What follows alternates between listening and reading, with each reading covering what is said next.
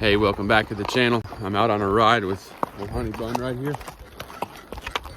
Right across one of these little desert canals. I just had to make this video about, well, the last couple I made about using cash so as not to lose personal autonomy and liberty, and the importance of precious metals and silver for maintaining personal sovereignty and saving your wealth, and not letting the globalist central bank cabal forces win, force us all to live in a pod and eat bugs. I made those last couple videos. It's been a few weeks now. Easy, mama.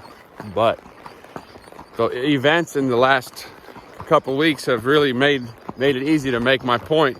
In fact, you couldn't have a better selling point for cash than the whole truckers convoy that went on in Canada, which seems to be out of the news now. So, but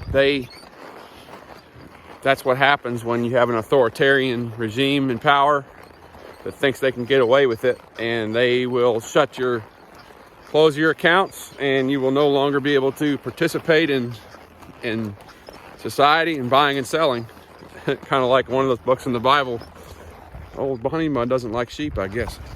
There's a big old bunch of sheep you just now noticed. Looks like she's gonna have a little brick come apart here on top of this canal. Anyway, if you want an illustration of what I was talking about, just look at Canada and some people that were allegedly some violent, misogynist racists were gathered to protest a completely out of control government, and I sent them $10 and my wife sent them a little cash, and my $10 came back because I sent it through. Hey. I sent mine through GoFundMe. So they tried to, first they were going to donate it to Black Lives Matter or something, and then they realized they were in trouble, so they just sent it back and refunded my money. But then the money that went through Give, Send, Go, or whatever the other one was, that actually got, well, she hadn't been ridden in a while, a little fresh today. That got actually, it got through, but I guess the government basically froze it and didn't allow, they froze the bank accounts of the people, not only the people that were involved in the convoy. Sorry about this, is getting a lot of hand, Mama. You're about to get a good little spanking off camera. But they froze just normal Canadian people supporting their patriotic cause. In fact, some people camped around me from Canada, and they all know people that had their bank accounts frozen, so they're not able to access their money, including one guy who works for knows like Case International dealer that knows some pretty big money guys, some farmers worth millions that were locked out of their accounts. So it's a serious deal, and it can happen. It can happen in Canada. It can dang sure happen here. And it's kind of a funny thing to think about, because all it would take to prevent that is for that to be nullified is for a large percentage of patriots and people that understand what we're up against to just go ahead and keep using cash, like I said, and that to never lose that ability, and to remember that you have to, that if once you lose the ability to use cash, they can just cross you out and you can disappear, and there's nothing you can do about it. And so I know that a lot of this turmoil going on in Russia, and there's a lot of banks in trouble in Europe, and they're going to be eager to use these opportunities to usher in their central bank digital currency. That there was a Joe Rogan episode, which I can't remember how to say the guy's name, but was an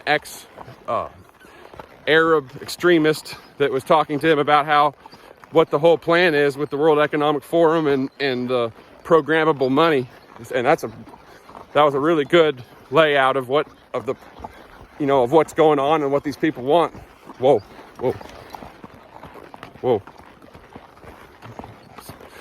Kind of getting distracted in this video. The horse is losing her mind. Hasn't been ridden in a couple days, and I've just now learned that she does not appreciate sheep. But anyway, I don't know what's going to happen with the Russian deal. It's possible that if Europe and the U.S. kicks Russia out of the SWIFT international bank system, that they will go ahead and revalue in conjunction with the Indians and Chinese. You know, they've talked for years about an alternative system that used some form of, well, they've talked about, there's been whisperings of revaluing gold to support the ruble and the rupee and have a viable alternative to the Western SWIFT system. And if that does, you're going to wish that you'd listened to me and had some gold and some silver. And it's bittersweet because, you know, in this much turmoil, it's hard. You don't want to enjoy. You can't really enjoy the inevitable outcome of the world these banks have created, but you know it's coming, so you might as well prepare. And I say enjoy. You know, silver still has room to run. I think it could, if it breaks, if they do break it out of the COMEX digital pricing system, then, you know, $150, $200 silver is super attainable, and probably on the low end of where it will end up when actual physical trading is resumed. And there's a, you know, if any country was to actually repeg their currency to gold, then the estimates vary, but like Jim Rickards says that it would have to be between 10 to 15,000 an ounce, and even any historical gold to silver ratio would imply a way higher silver price. So I'm going to end this video here and get my horse back by those sheep and let her look at them for a minute and calm down. But I hope that you have been paying attention, and hope you're not in Ukraine or the Ukraine or Russia or anywhere in any strife. But we can see that the authoritarians, I believe, are being exposed. Like in Canada, they're all around us here in these Western governments, and just because we're not getting shelled right now does not mean that we're not under attack. And we are under attack with the whole COVID regime, and which seems to be fading out of the news now.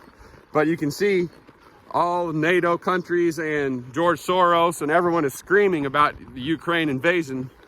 And that just goes to show you got to be careful what propaganda you fall into and you listen to, because there's a lot more than meets the eye. And I believe that one of the reasons that Russians are enemy number one is because they are not really bought into the Western central bank system. And so while they're not trying to rock the boat, till very recently they're rocking the boat, they have the power to really destabilize, you know, knock over the whole apple cart by pegging the ruble to gold, or basically starting to use a viable alternative interbank settlement system, international payment settlements. So anyway, I'll quit rambling again, and thanks for watching, and I'll be back with more videos before too long. Adios.